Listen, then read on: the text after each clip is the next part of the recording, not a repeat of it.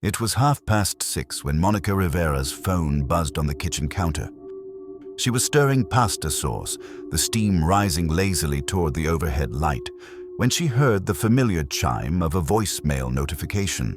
She wiped her hands on a dish towel and picked up the phone, expecting a message from her husband, David.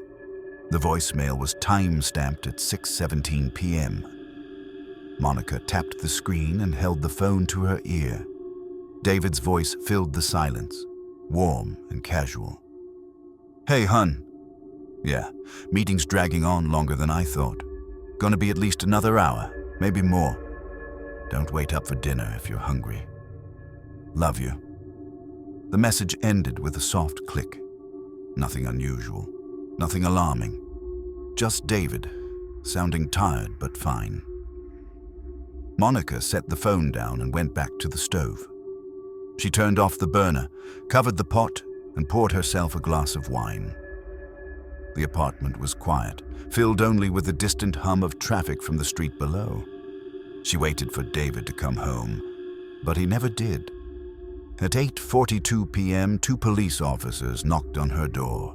Monica answered, still holding her wine glass, a polite smile already forming, but the expressions on their faces made the smile fade. The older officer removed his cap. "Mrs. Rivera, may we come in?" they told her in the living room. There had been an accident on the highway, a multi-car collision just after 4 o'clock. David's sedan had been struck by a delivery truck that ran a red light. The impact was severe. He was pronounced dead at the scene at 4:35 p.m. They were very sorry for her loss. Monica sat frozen, the officers' voices fading into background noise. Someone called David's sister. A neighbor came over. The apartment filled with murmurs and movement, but Monica heard none of it. She stared at her phone, replaying the words in her mind. 4:35. He'd been dead since 4:35, but the voicemail was sent at 6:17 p.m. When everyone left, when the apartment fell silent again, Monica opened her voicemail. The message was still there, time-stamped 6:17 p.m., nearly 2 hours after David had died. Her hands trembled as she played it again. His voice, calm and familiar, unmistakably his. But it couldn't be. She didn't sleep that night. In the morning, she called the phone company. The representative was polite but confused. "Ma'am, according to our records, the call was made from your husband's number at 6:17 p.m. yesterday. It connected to your voicemail system and recorded for 18 seconds. There's no indication of any error." "But he couldn't have made that call," Monica said, her voice breaking. "He was already gone by then." There was a pause on the line. "I'm very sorry for your loss, ma'am, but our system shows the call originated from his device." Monica hung up. She sat in the kitchen, morning light streaming through the window, trying to make sense of it. Maybe someone had found his phone at the accident site. Maybe it was some automated message, but those explanations felt hollow. That evening, alone in the apartment, Monica played the voicemail again. She turned up the volume, holding the phone close to her ear, listening for anything she might have missed. And that's when she heard it. In the background, beneath David's voice, there was something else.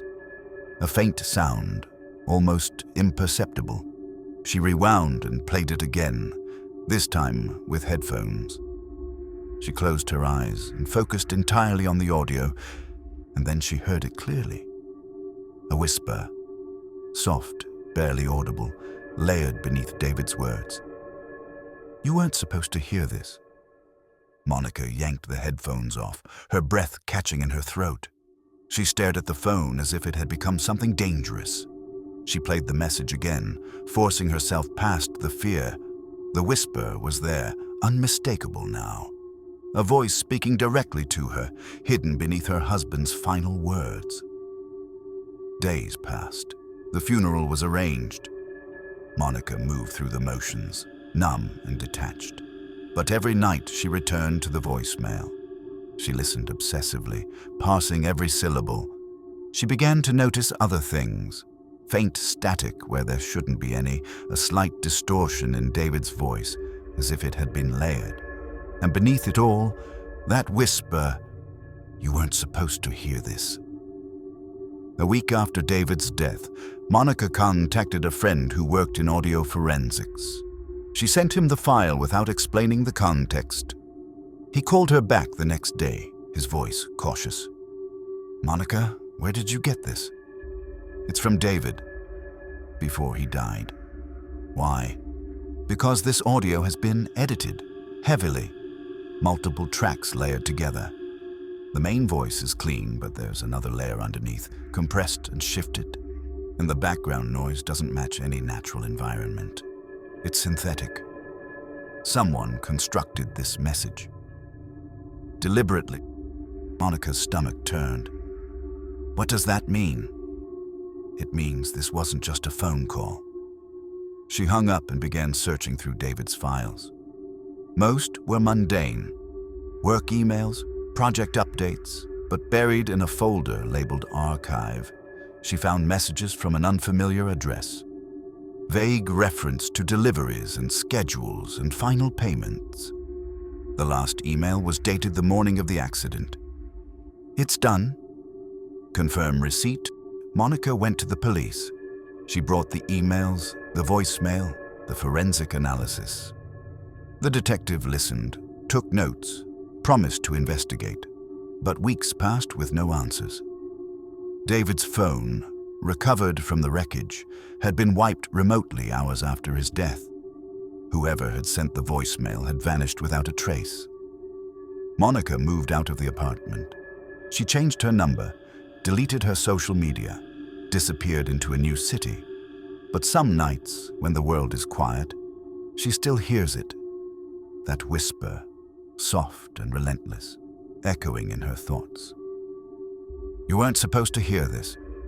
And sometimes, her new phone buzzes with a voicemail from an unknown number. She never listens. She deletes them immediately, her heart pounding, because she knows, deep in the part of her that will never stop grieving, that some messages are not meant to be heard. David Rivera's death was ruled an accident. The case was closed, but those who knew Monica before she disappeared whisper about the woman who received a call from her dead husband, the woman who heard something she was never meant to hear. And for those who still carry secrets, the lesson remains. Technology records everything, and sometimes the dead still have something to say. The lost voice message is not just a glitch. It is a reminder that the boundaries between life and death, between silence and speech, are thinner than we believe.